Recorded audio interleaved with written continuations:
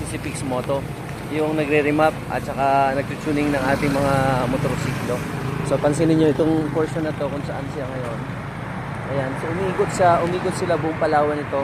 Nakaraan sa north, nasa south. Ngayon pabalik sila rito, hanggang bukas na lang sila.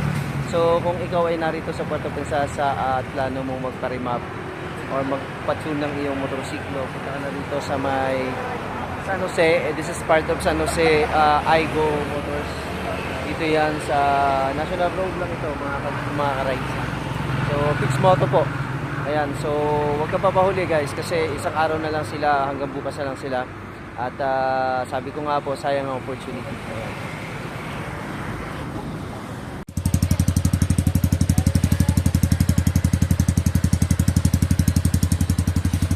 Ito yung galing sa kalalagay lang.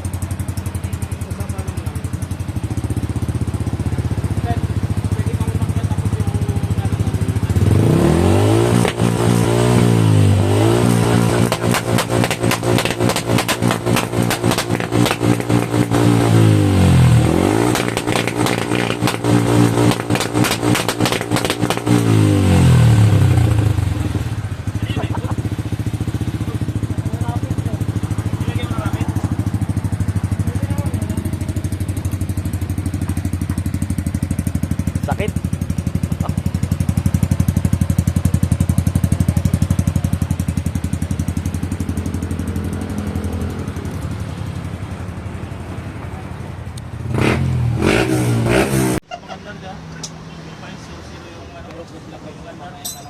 Ano yun? Yung lumang fish bike yun.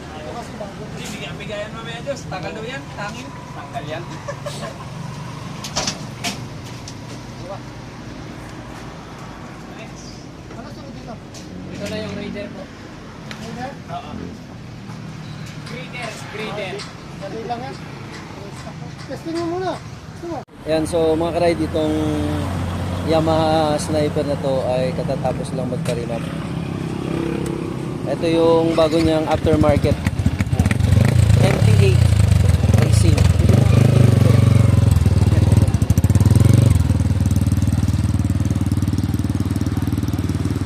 Guys, so nakatanggap tayo ng sticker galing kay Pix Moto. Ayan, nandito po sila ngayon sa Aigo Motors sa may San Jose.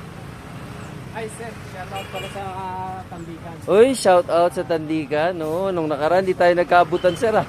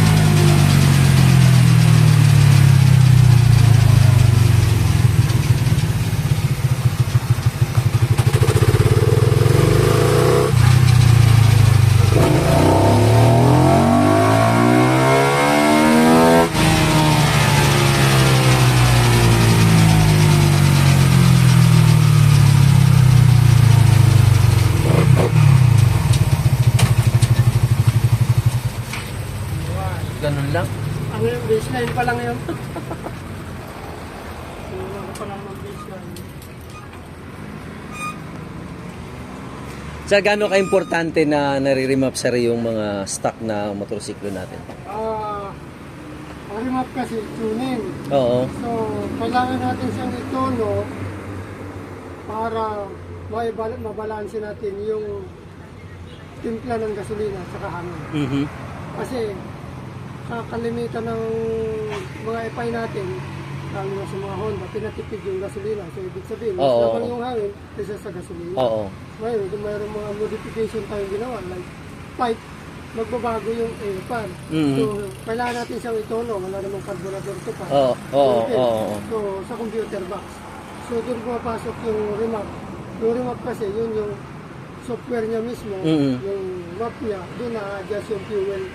Consumption at saka yung may tawag doon yung compression. AFR, yun yung air and fuel ratio. Mm. Yun yung binabalanse. Okay. So, meron tayong standard ng AFR na sinusunod, which is 12.2 to 13.8. So, dapat nandun lang siya sa range na yun. Ngayon, pag tumaas noon, maglilin. Pag sobrang baba naman, maglilits. Mm. Yung malakas na gas. Tama, tama. Malakas tumindi na Ayan. spark plug. So, So- pag sa remap kasi, na-adjust yung fuel, ignition timing, saka yung RPM limit, bigyan natin Taasin. para yung top speed mo madagdagan. Tapos mawawala yung delay pag nakatono rin siya ng maganda. Mas lalabas yung potential na power naman. Ng motor, oo. Kahit all stock pa yun. Ayan, maraming salamat. Mabuti na lang nakapasyal dito sila Pix Moto sa Palawan. Ayan, sa susunod ulit sir. Mukhang marami-rami tayong mga customer dito ah. Ito, nakatono naman. Kaya lang, nakatono sa manufacturer, which is nasa ibang bansa. Okay. So, Hindi naman, Hindi oo. naman pare-pareho yung bansa. Lema, Mm. temperature, Tama, temperature, tama. So, pagdating dito sa atin, iba yung tono. Tama. So, yung kinukorek lang natin yung aircon. So yan, itutono yung yung ECU.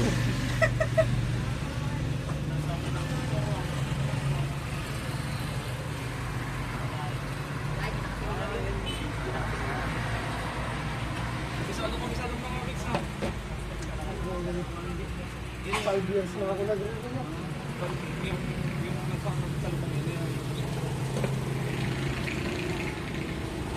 Wala ko lang kasama kayo dito ilang buwan talaga.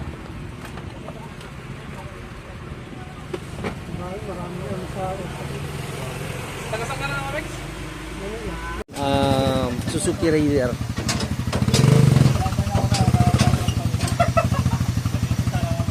Stock.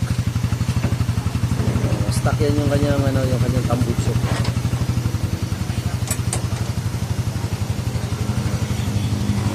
Siyempre, ang assistance walang iba kundi si Bisyo Moto. Ang mahilig sa bisyo. Hindi nakakasira. Ang hindi nakakasira ng buhay. Ang mahilig manguting-ting Tingnan kung ano-ano. ng kung ano-ano.